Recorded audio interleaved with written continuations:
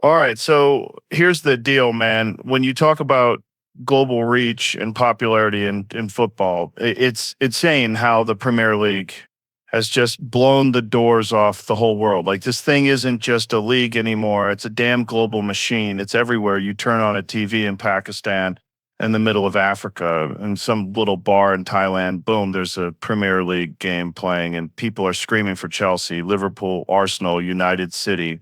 Like these names are tattooed into the global culture now. And the crazy part is it doesn't even matter if you've ever been to England, the branding, the broadcast deals, the sheer spectacle of it, it makes you feel connected to something bigger, like you're part of this massive wave. And the money, oh man, the money behind it. The Premier League figured out how to sell itself like the NFL, but on steroids, every single game feels like a heavyweight fight. And people love that. They love the chaos, the passion, the speed, the rawness. It's addictive. And that's why it's the most watched league in the world. It's like football's version of Netflix. Just constant drama, constant stories. While La Liga, don't get me wrong, it's huge. It's historic.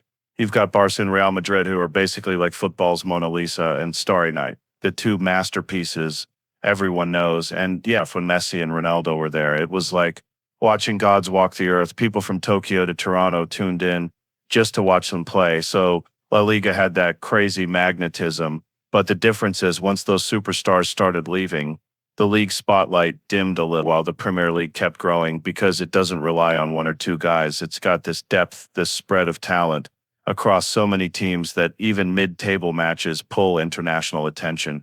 And broadcasters love that because unpredictability sells. Like you don't know if Brighton is going to slap United one week and then lose to some relegation side.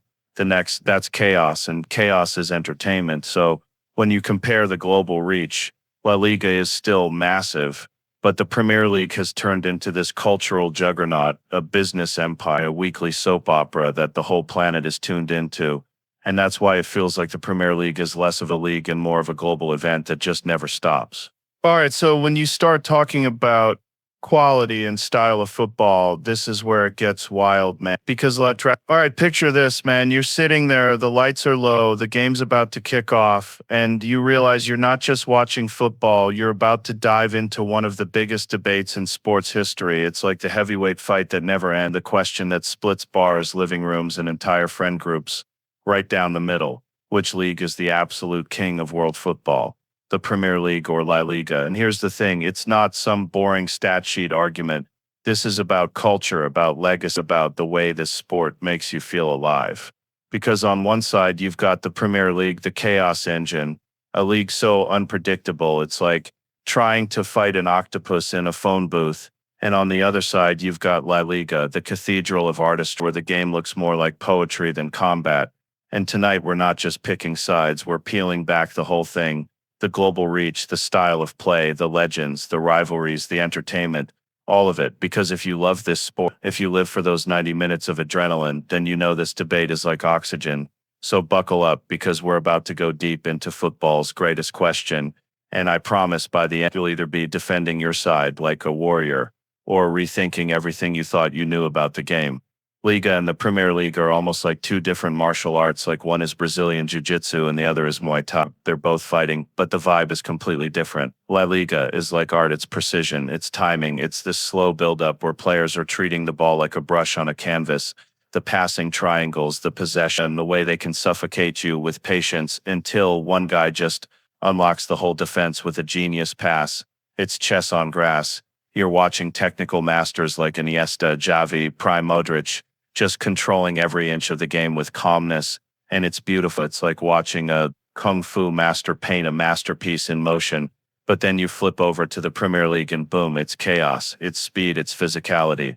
It's like a bar fight that somehow has rules. Everything's faster, harder, more explosive. Players are sprinting end to end like maniacs. Tackles are flying in, the crowd's roaring like a UFC arena. And that intensity forces a different kind of quality because you can't just be technical, you've got to be tough. You've got to be able to deal with some dude coming at you like a freight train while still pulling off a world-class pass. So Premier League football feels like pure adrenaline, every game like a storm where anything can happen, while La Liga is like a masterclass where you're sitting back appreciating the detail, the finesse, the technique. And the cool thing is both styles create legends in their own way. Like you wouldn't have Messi and Ronaldo dominating the planet without La Liga's stage for artistry, but you also wouldn't have guys like Gerrard, Keane, or De Bruyne thriving in that cauldron of intensity in England. So when people argue about which is better, it's almost like asking if you prefer jazz or heavy metal. One's smooth, calculated, creative, the other's raw, loud, and unpredictable. And depending on your taste, you might call one better quality, but in reality, it's just two different ways of expressing the same sport. One is sculpting, the other is smashing stone with a hammer. And that's why it's so hard to declare one as superior, because they both deliver an insane spectacle, just in completely different flavors. Man, when you dive into clubs and legacy, this is where football gets spiritual, because it's not just about 11 guys kicking a ball, it's about history, identity, generations passing down this obsession like it's religion. And La Liga, dude, it gave us Barcelona and Real Madrid, two of the biggest clubs on earth. Like, these aren't just teams, they're symbols, they're institutions. Barca's whole DNA is about philosophy more than a club. The tiki-taka legacy of Johan Cruyff, Pep Guardiola, Messi, Xavi, Iniesta. It's like watching the evolution of football through artistry. In Real Madrid, man, they're like the Galactic Empire, the kings of the Champions League. That shiny white jersey is like a crap player's dream of wearing it because it represents dominance. It's Hollywood mixed with royalty. They've stacked more European cups than anyone.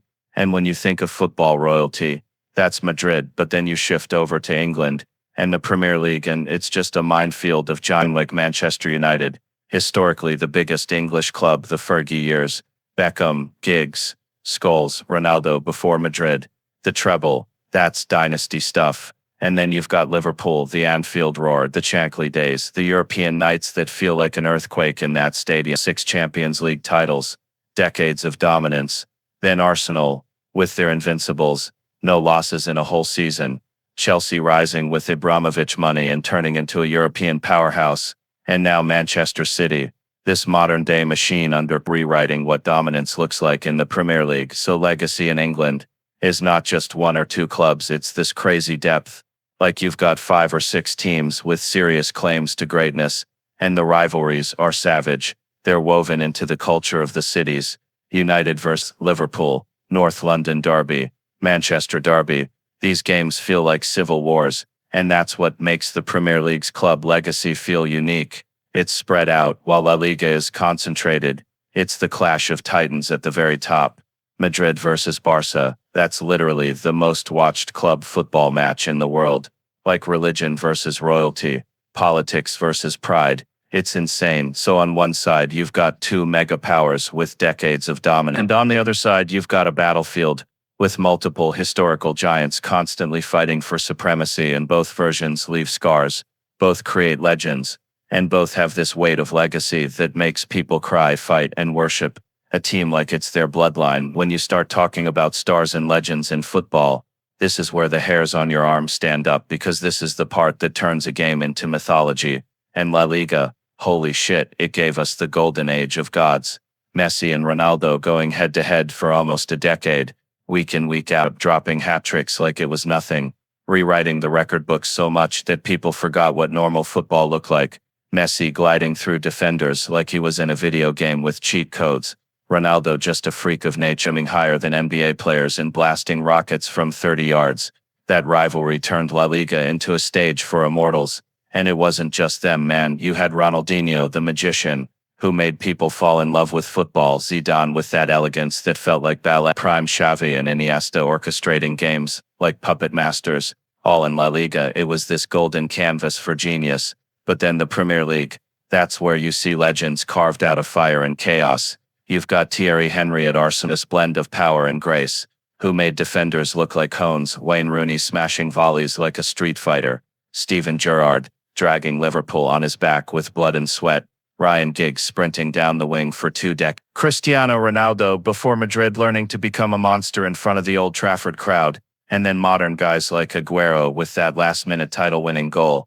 De Bruyne bending physics with his passes.